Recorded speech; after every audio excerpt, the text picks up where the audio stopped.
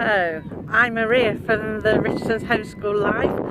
I'm not in my normal setting today. I'm in Pendine in South Wales. We've come down for a week and we're going to be looking around to see what's educational, because everywhere is educational. It's a fantastic place, Wales. It's steeped in history. At the moment, like I say, I'm on the beach and it's so much you can learn being on the beach. So much. The weather, cycles, everything. Well, not behind me, but behind you, we've got mountains. So we're looking at corrosion.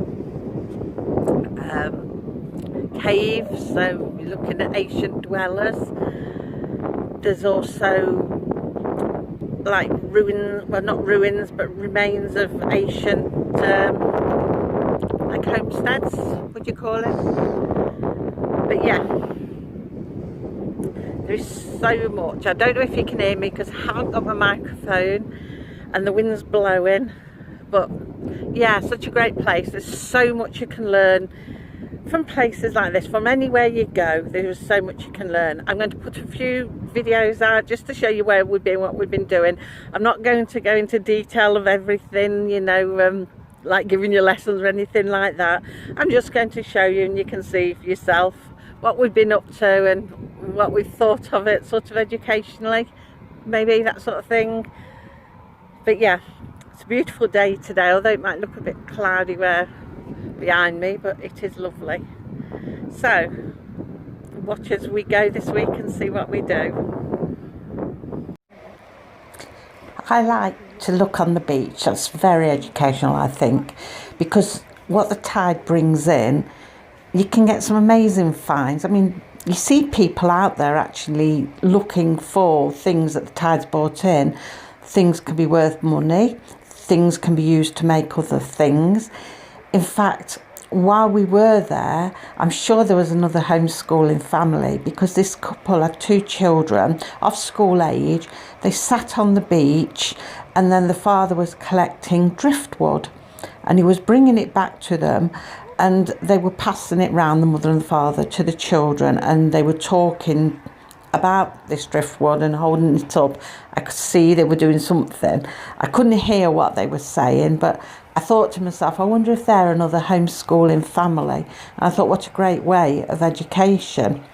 So they were on the beach and they would pick things up, and he'd got a bag as well and putting things in and showing them to the children. But as you can see, the beach is quite littered. When the tide's been in and goes out, it leaves behind all kinds of things. And another thing it leaves behind, one of the worst varieties, plastic.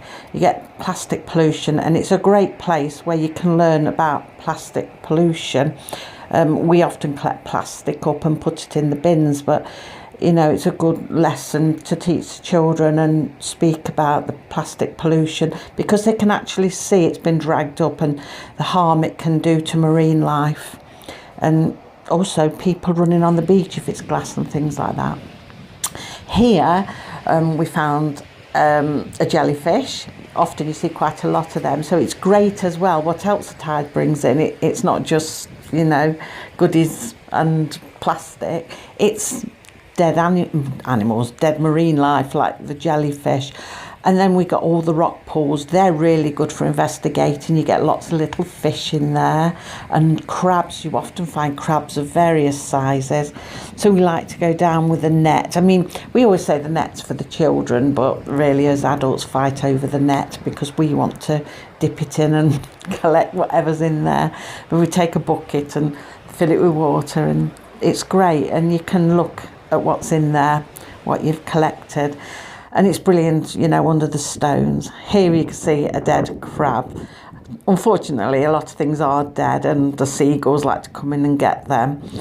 And worm casts, that's an awful lot of those that you see on the beach when the tide's gone out. And shells of various sizes, long shells and small round shells. And this is me trying to focus on the shell. And yeah, that's like a normal size shell, but you get them of all different shapes and sizes. So it's brilliant for, you know, showing the children for education and things like that. It's really good. We do enjoy having a good scavenge when the tide's gone out. Here we're looking up on the hilltops. Up on the hilltops, somewhere, I've not been up walking up there because I don't like heights, but up there, you can see the seagulls down here. That's another thing you can look at, actually going off topic a minute, is seagulls. They're great to study and do a, project topic on, something like that, scavengers. But yeah, as I was saying, up on the hillside, there's an ancient settlement. I kept calling it a homestead. I couldn't think straight when I was on the beach because the wind was going in my ears and putting me off. But yeah, an ancient settlement. But I've not been up there because I don't like heights. So I've not walked along. I'm not sure where it is. Here you can see caves, and you can also see where they've corroded, where the water goes up against it and the sea salt. It's turned it white near the bottom.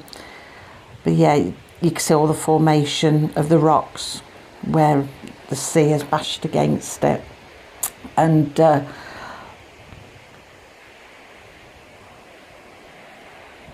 also up at the top you can see a cave. So there would have been cave dwellers. In South Wales there's other caves, I think on the Gower, where ancient people lived in caves. So yeah, again back to me caves for a span round.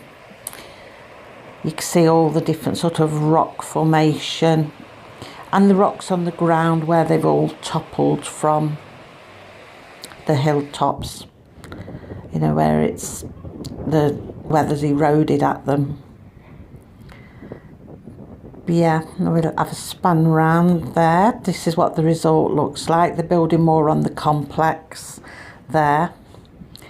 And what I'm trying to catch as well in the background, I don't know if you can see in the hillsides, but they've got a wind farm up there, which is great again for educating children on, green energy from the wind farms. And like I say, if you can walk up the hillsides, it's great to do nature studies up there. There's all the different trees and plants and things like that. Great for nature studies. But I'm just having a span around now so you can see where Pendine is, what it looks like. Pendine hosted in the 1920s, it's 7 miles of sand, and it hosted land speed records. Various people were attempting to beat the records. Off my head, I think it was Malcolm Campbell held the record, and Parry Thomas, he also held the record. Unfortunately, on one of the last attempts, Parry Thomas did to beat Campbell.